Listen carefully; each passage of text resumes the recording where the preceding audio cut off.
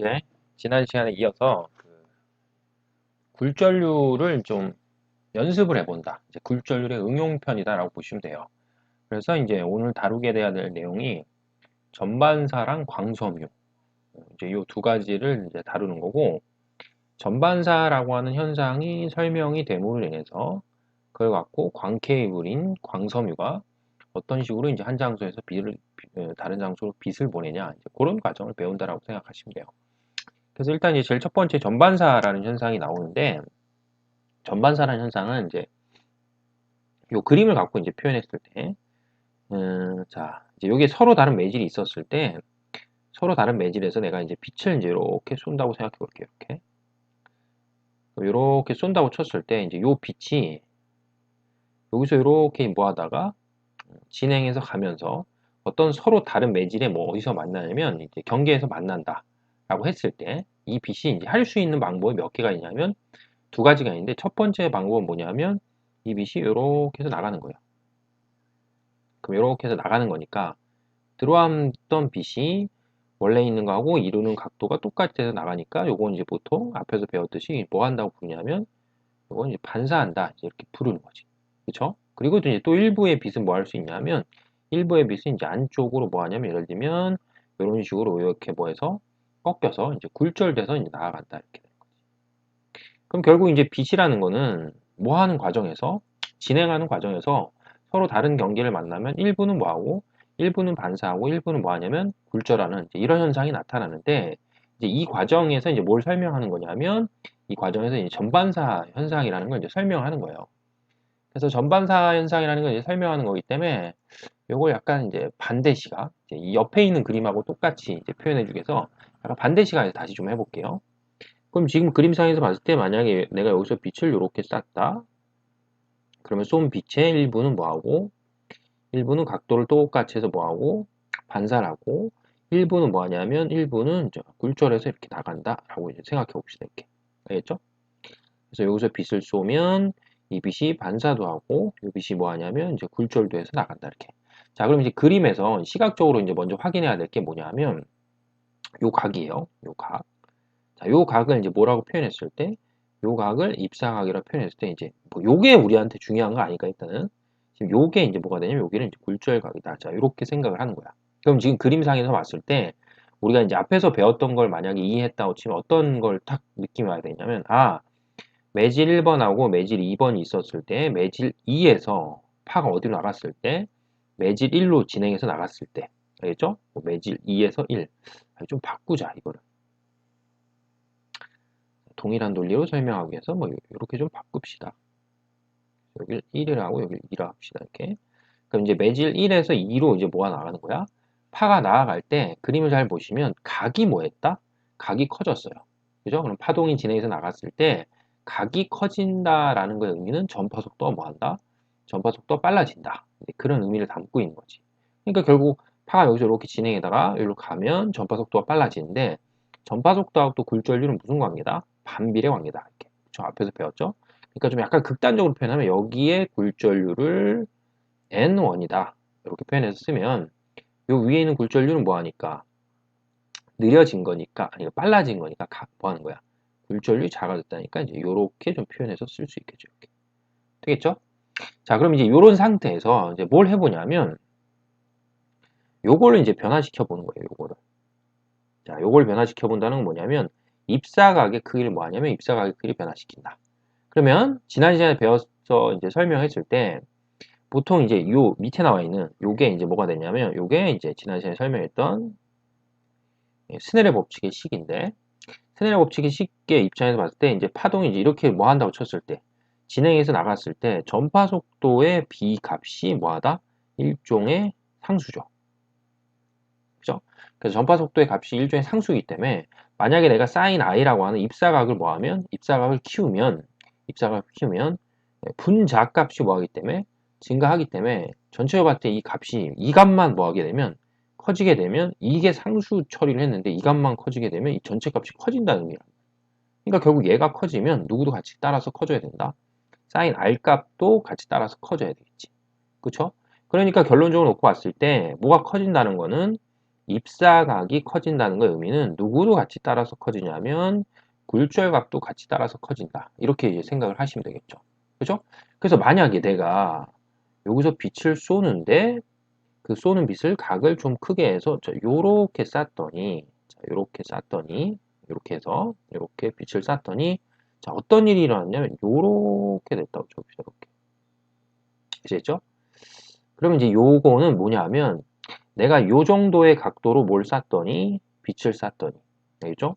요만큼의 각도로 빛을 쐈더니 그 나아가던 빛이 어떤 서로 다른 매질의 경계면에서 뭐 했냐면 분명히 굴절을 했는데 그 굴절하는 굴절각을 측정했더니 그 측정 굴절각이 몇 도가 나오냐면 90도가 나온다.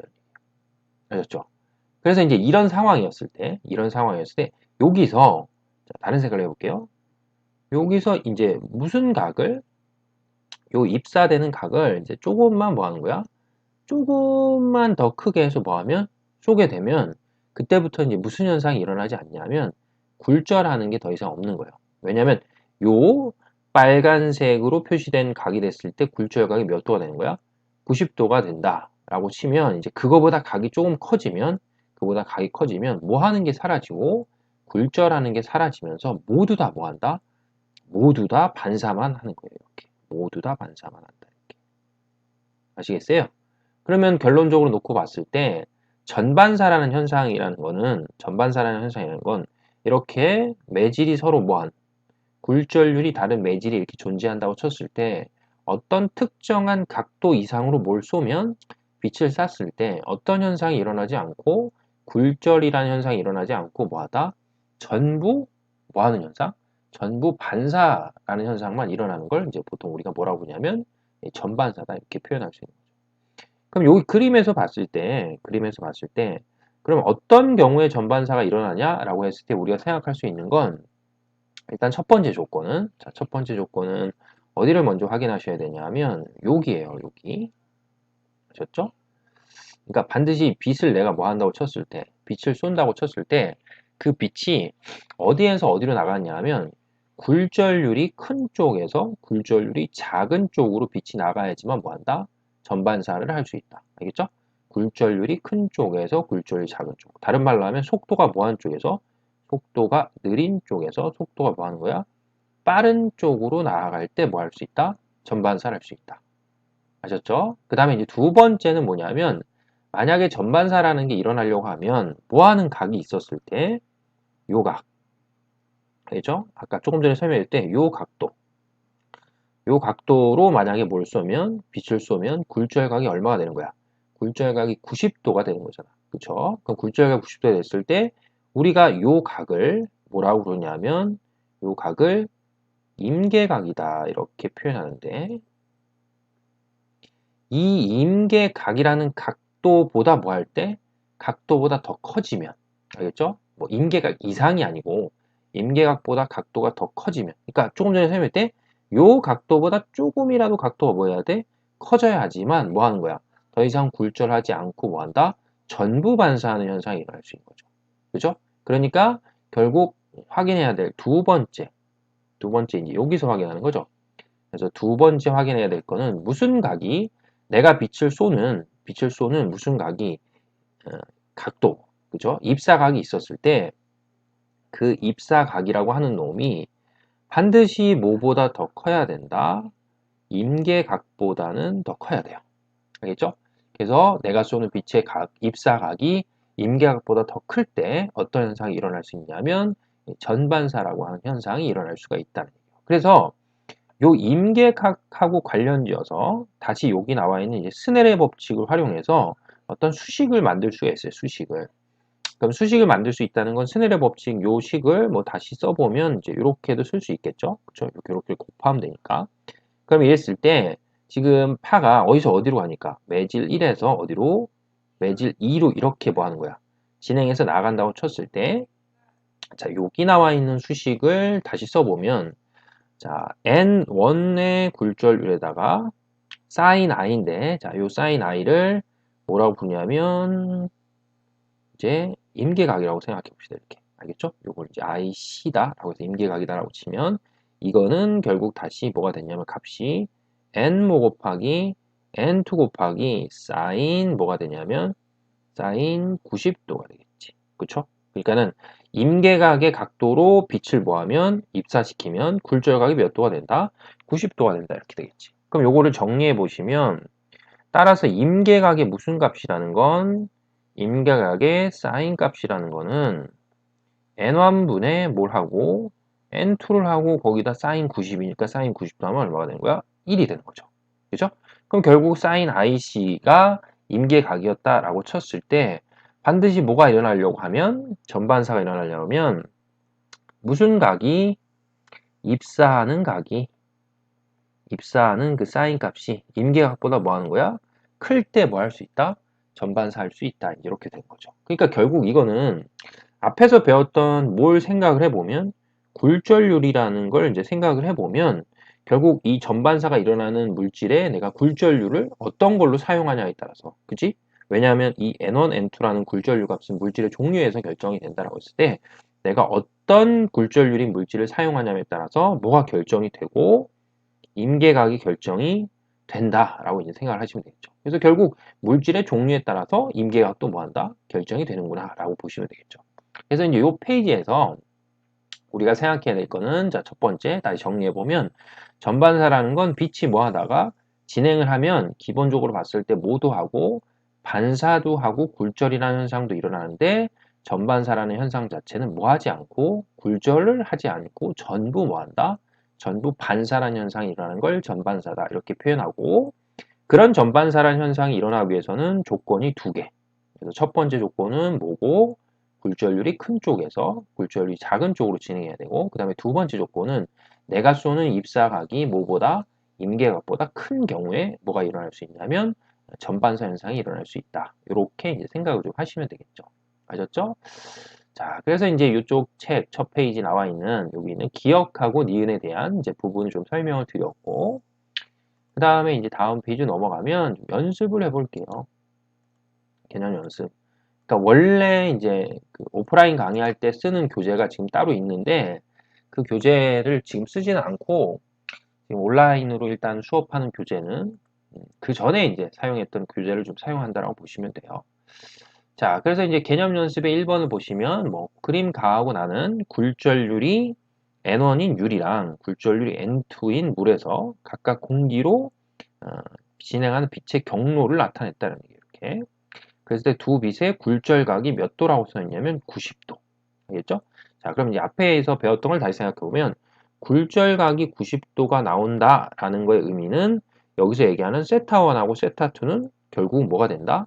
세타1하고 세타2는 임계각이 되겠죠. 그렇죠? 세타1과 세타2는 이제 임계각이 되는데 그러니까 이제 굴절각이 90도가 된다. 이렇게 되는 거지. 근데 이제 조건에서 보시면 세타1하고 세타2를 비교해 봤더니 세타2가 세타1보다 뭐하다?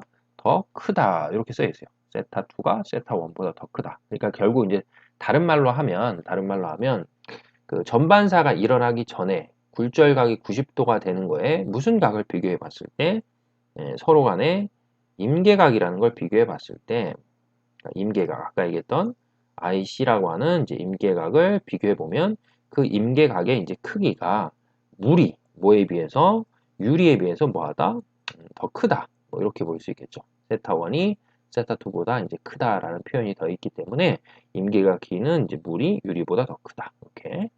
아셨죠? 그래서 이제 물음에 답해 보는 거는 첫 번째 1번에 굴절각이 90도일 때 입사각을 뭐라고 부르냐라고 했으니까 자, 여기 부르는 값이 요게 임계각이다.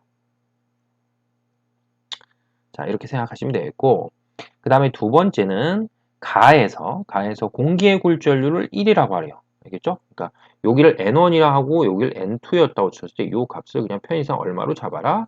1로 잡아라.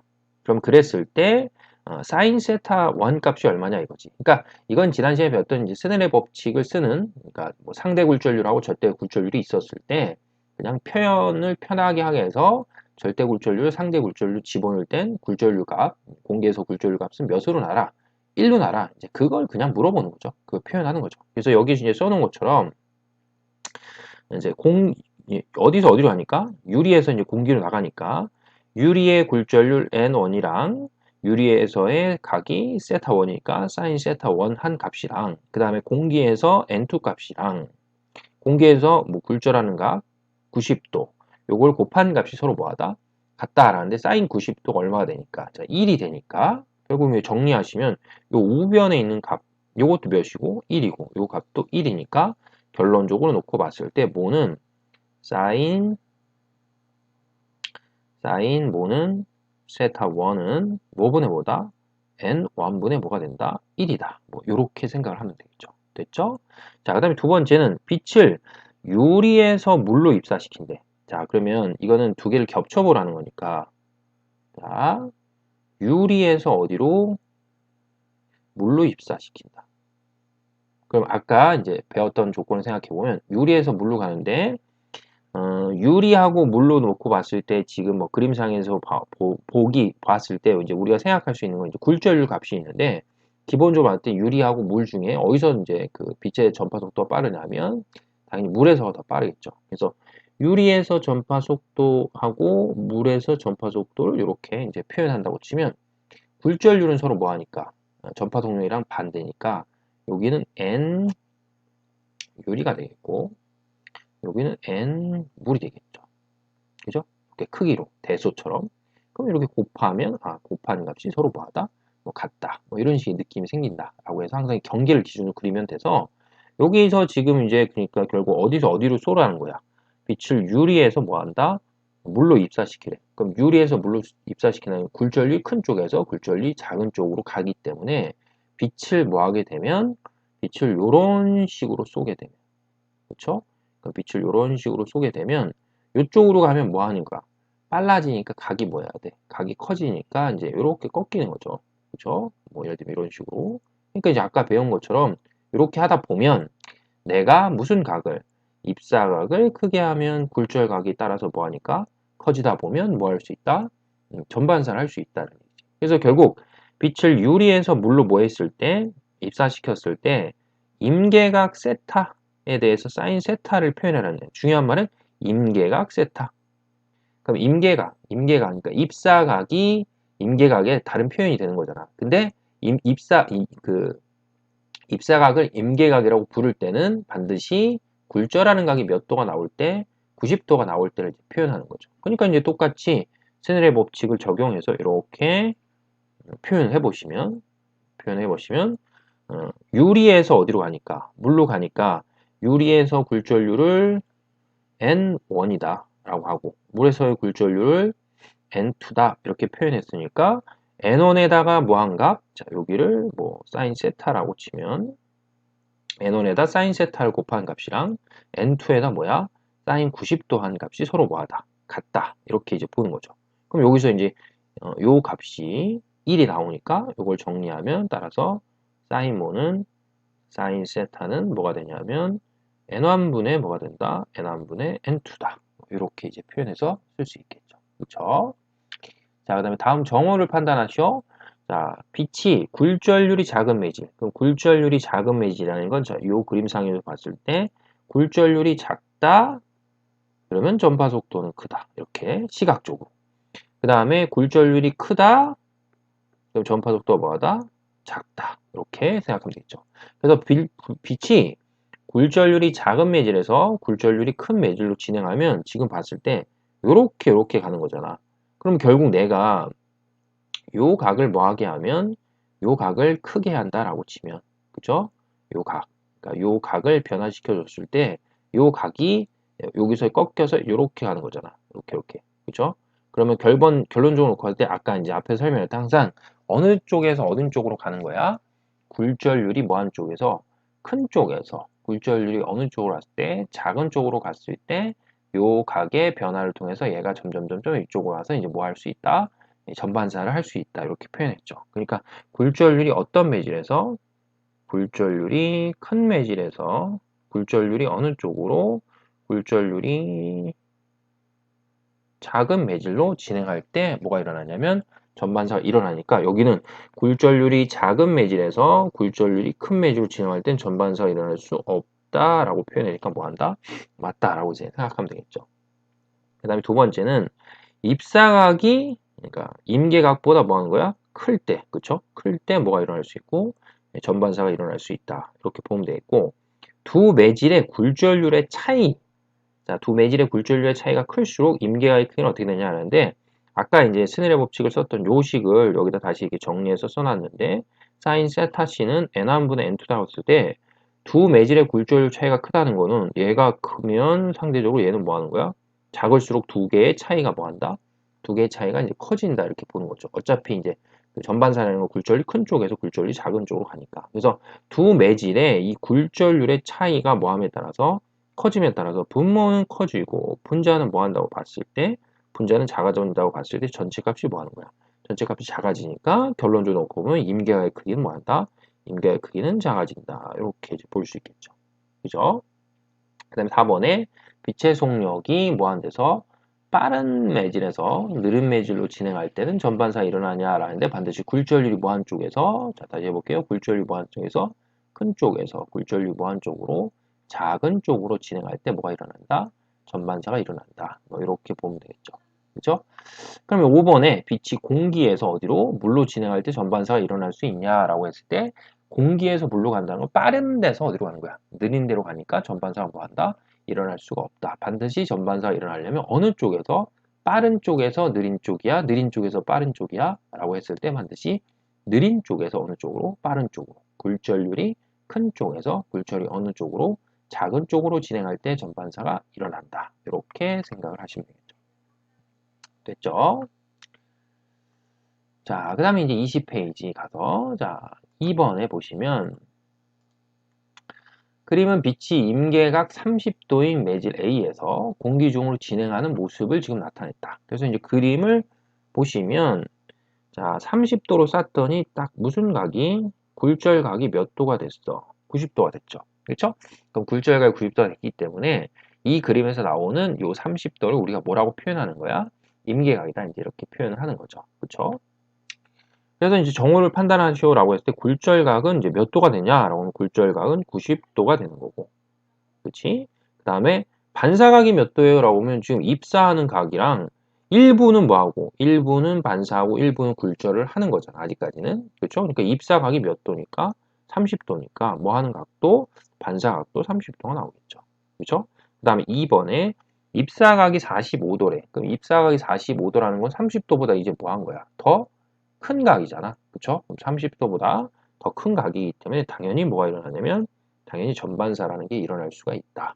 이렇게 이제 볼 수 있겠죠. 그 다음에 3번 그림과 같이 물에서 공기로 네 가지 경로를 통해서 빛을 뭐 했냐면 입사를 시켰다.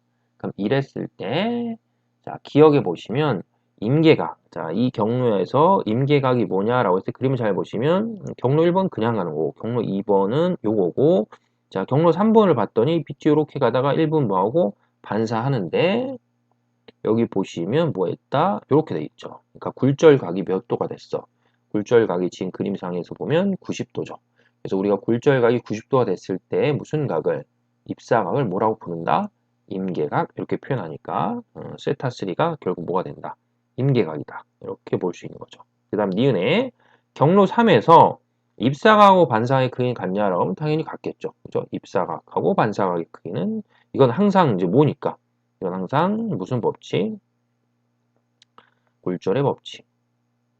이렇게 생각을 하면 되겠죠. 자, 그 다음에 디귿 중요한 거. 자, 경로 4번이래. 그럼 경로 4번은 세타3라고 하는 각보다 뭐 한 거야? 더 큰 거예요. 경로 4번. 그럼 세타3라는 각보다 크니까 이때는 경로 4번으로 빛이 뭐하면 진행하는 경우에는 뭐 할 수 있냐면 이때는 전반사라는 현상이 일어날 수 있어요. 그러니까 전반사라는 현상이 일어나니까 이제 전부 반사한다. 이렇게 되는 거거든. 그러면 여기서 이제 우리가 생각을 해야 될 게 뭐냐면 자, 요런 경계면이 있어. 그럼 경계면이 있는데 이 경계면을 기준으로 했을 때 내가 빛을 이렇게 쐈단 말이야. 그럼 빛을 이렇게 쐈는데 이소 빛이 어차피 빛이라는 것도 에너지라고 봤을 때 얘가 만약에 이제 100만큼의 에너지를 갖고 있었어 이렇게. 근데 얘가 경계면에서 뭐 1부는 뭐하고 1부는 이렇게 반사하고 그 다음에 1부는 뭐해서 1부는 뭐 굴절해서 이렇게 나간다고 쳐봅시다. 이렇게. 알겠어요? 그러면 결국은 이게 무슨 의미냐면 처음에 여기 있었던 100만큼의 에너지가 있는데 그 100만큼의 에너지가 몇 군데로? 두 군데로 나눠진다는 얘기예요. 그럼 결국 이거를 단순하게 어떤 빛의 뭐라고 표현하면 빛의 세기라고 했을 때 처음에 100만큼의 갖고 있는 빛의 세기가 두 군데로 뭐 하는 거야? 나눠지니까 예를 들면 요로 40만큼의 세기가 같다라고 치면 여기로 얼마인 거야? 60만큼이 나뉘어서 간다. 이렇게 되겠죠. 그렇죠? 그러니까 경로 4번이라 라고 표현하는 거는 뭐 하지 않는 거기 때문에 굴절이라는 걸 하지 않고 뭐 하는 거야? 전부 반사만 하는 현상이란 말이야. 그렇죠? 그럼 전부 반사만 하는 현상이기 때문에 뭐 하지 않는다? 빛이 이렇게 에너지가 두 군데로 뭐 하지 않는 거야? 나눠지지 않는 거잖아. 그렇죠? 그러니까는 입사광과 반사광의 세기가 뭐하다? 세기가 같다. 자, 이렇게 볼 수 있는 거죠. 그렇죠? 근데 만약에 이런 경우 아니고 지금 여기서 그림에서 그린 이 경우를 생각했을 때, 이 경우를 생각했을 때 만약에 내가 여기에다가 어떤 또 다른 매질을 또 이렇게 둔다고 쳐봅시다. 이렇게. 또 다른 매질 이렇게 또 두면 이 빛이 여기서 이제 또 뭐 하는 거야? 또 일부는 뭐 하고 일부는 반사하고 뭐 여기다 법선을 이렇게 그렸을 때 또 뭐 일부는 뭐 뭔지 모르겠지만 어쨌든 이제 뭐 해서 가는 거야? 뭐 이렇게 해서 뭐 굴절해서 간다라고 쳐봐요. 그럼 결국 이런 과정을 몇 번 이렇게 빛이 반복해서 뭐 하는 거야? 가다 보면 에너지가 자꾸 몇 군데로 나눠지니까 두 군데로 나눠지기 때문에 이 빛이 이쪽으로 뭐 하는 거야? 반사하고 굴절을 하면서 진행하다 보면 빛의 세기는 뭐 한다? 빛의 세기는 점점 감소할 것이다. 이렇게 되는 거죠. 그쵸? 뭐 당연한 일이죠. 너무나. 그쵸? 근데 이제 이 마지막 4번에 보시면 이제 일부러 문제에서 이제 뭔가를 설명하게 집어넣는데 여기 지금 개념이 나와 있는 게 뭐냐 하면 광섬유라는 게 있어요. 광섬유. 그래서 광섬유니까 섬유의 보통 의미가 뭐 이제 근육 섬유 이런 것도 표현할 때 뭐 가늘고 기다란 선을 이런 걸 뭐 하는 거야? 가늘고 기다란 요 선을 보통 우리가 뭐 광섬유다 이렇게 부를 수 있단 말이야. 아셨죠? 그럼 이렇게 가늘고 기다란 섬을 우리가 광섬유라고 할 때 이 광섬유를 통해서 뭘 하냐면 이 광섬유를 통해서 어떤 A란 장소에서 어떤 B란 장소로 뭘 보내는 거냐면 정보를 보낼 수가 있어요. 정보. 알겠죠? 정보. 그럼 정보가 무슨 형태로 가냐 하면 빛의 형태로 정보가 가는 거예요. 빛의 형태로. 그럼 빛의 형태로 정보가 가기 위해서는 여기서 내가 만약에 어떤 빛을 쐈으면 그 빛이 요 케이블선을 이렇게 진행해서 나아갈 때, 요 케이블선을 이렇게 진행해서 나아갈 때, 나아갈 때, 나아갈 때, 나아갈 때, 나아갈 때, 나아갈 때 뭐 하지 말아야 된다? 절대적으로 봤을 때 에너지 손실이 없어야 돼요. 그래서 에너지 손실 없이 A에서 B까지 처음에 발생한 정보를 뭐 하는 거야? 전달해 주는 거예요. 그러니까 정보를 전달해 준다는 거의 의미가 어떤 걸로 생각하냐면 일종의 디지털 신호예요. 디지털 신호. 그러니까 뭐 이진법이겠지. 0, 1, 0, 1. 예를 들면 빛이 켜지고 꺼지고 뭐 하면 그걸 갖고 이제 정보를 표현할 수 있는 거죠. 그러니까 보통 우리가 인터넷을 보통 이제 지금 쓰고 있다라고 쳤을 때 만약에 내가 한국에서 미국에 있는 어떤 정보를 얻는 거야. 인터넷을 통해서. 그럼 미국에 있는 정보를 한국에서 어떤 정보를 통해서 할 때 이게 유선이냐 무선이라고 했을 때 시바ten 이건 유선이죠. 해저에 이제 광케이블선이 이런 광섬유가 여러 개 들어가 있는 광케이블선이 깔려 있어서 그 케이블선을 통해서 뭐 하는 거야? 인터넷이 이렇게 연결이 되는 거란 말이야. 그럼 결국 이제 이 광섬유를 통해서 어떤 한 지점에서 다른 지점으로 뭘 보내는 과정? 그 정보를 보내는 과정이 있었을 때, 그 정보를 보내는 과정이 있었을 때, 뭐에 없이 에너지의 손실 없이 한 지점에서 다른 지점으로 뭐 하는 거야? 정보가 이동해서 가야 된다. 이렇게 이제 생각을 하시면 돼요. 그렇기 때문에 그 과정에서 꼭 필요한 게 뭐냐면 전반사라는 현상이 이제 꼭 필요하게 된다는 얘기지. 그래서 결국 요 4번에 나와 있는 문제는 여기 나와 있는 요 케이블선, 알겠죠? 광 케이블선이라는 광섬유를 뭐 하는 거야? 일종의 일라지한 거지. 그죠? 그러니까 확대한 거죠, 확대. 그래서 확대해서 본 그림이 이제 이렇게 되는 건데, 그러면 지금 배운 걸 기준으로 했을 때, 확대해서 봤을 때, 여기 뭐 코어랑 클레딩이라는 개념이 있다라고 쳤을 때, 그죠? 요걸 확대해서 이렇게 봤을 때, 자, 이렇게 두 개를 이렇게 놓고 생각을 해보는 거죠. 이렇게. 그러면 이제 빛을 이제 안쪽하고 바깥쪽 있을 때, 안쪽에 있는 거를 코어라고 표현했고 바깥쪽을 이제 클레딩이라고 표현했을 때 여기서 뭐 하는 거야? 여기서 빛을 이렇게 쏘면 요 쏜 빛이 코어와 클레딩의 경계면에서 계속 뭐 하면서 나가야 된다? 계속 계속 계속 계속 전반사하면서 나가야 돼요. 그럼 전반사하면서 계속 나와야 되기 때문에 결국엔 어디랑 코어라고 하는 놈이랑 그 다음에 어디를 클레딩이라고 하는 놈을 비교해 봤을 때 빛을 이렇게 뭐하면 쏘면 뭐가 일어나야 된다? 전반사가 일어나야 되는 거야. 그럼 전반사가 일어나기 때문에 여기서 말하는 이 코어하고 클레딩이 무슨 차이를 갖고 있어야 되냐면 굴절률의 차이를 갖고 있어야 돼요. 그럼 아까 전반사가 기본적으로 일어나는 조건이 첫 번째 항상 무한정에서 굴절률이 큰 쪽에서 굴절률이 무한 쪽으로 작은 쪽으로 빛이 진행이 돼야 된다. 이런 조건이 하나 있었고 그 다음에 두 번째는 빛을 쐈을 때 이 쏜 빛이 무슨 각보다 임계각보다 커야지만 뭐 할 수 있다? 전반사가 일어날 수 있다. 이렇게 됐죠. 그러니까 결국은 여기서 표현한 이 코어하고 뭐가 있었을 때 클레딩이 있었을 때 반드시 어디의 굴절률이 코어의 굴절률이 어디에 비해서 클레딩에 비해서 뭐 할 때 큰 재질로 돼 있어야지만 전반사 현상이 일어날 수가 있다는 얘기죠. 그죠? 그럼 이제 이 문제에서도 지금 그림 가는 광섬유에서 레이저빛이 진행하는 모습을 나타낸 거고 그림 나는 동일한 레이저빛이 광섬유에 사용되는 그 물질 ABC를 통해서 진행하는 것을 나타냈다라고 했을 때 당연히 이 그림에서 보면 지금 세타를 보시면 세타는 지금 그림에서 뭐 하고 있는 거야? 전반사를 하고 있는 거죠. 그러니까 전반사를 하고 있기 때문에 세타는 무슨 각보다 크냐 하면 세타는 임계각보다 크다. 뭐 이렇게 생각을 할 수 있는 거고 그 다음 두 번째 니은에서 자, 이 그림을 보세요. 그림을 보면 자, 요렇게 되거든. 그럼 결국 뭐 할수록 그림을 잘 보시면 이쪽으로 가면 갈수록 그림상에서 봤을 때 뭐 하는 각이 굴절하는 각이 점점 뭐 하는 거야?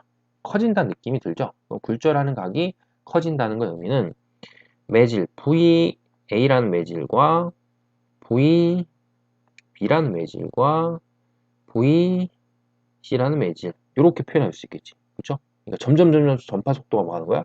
빨라진다는 얘기지.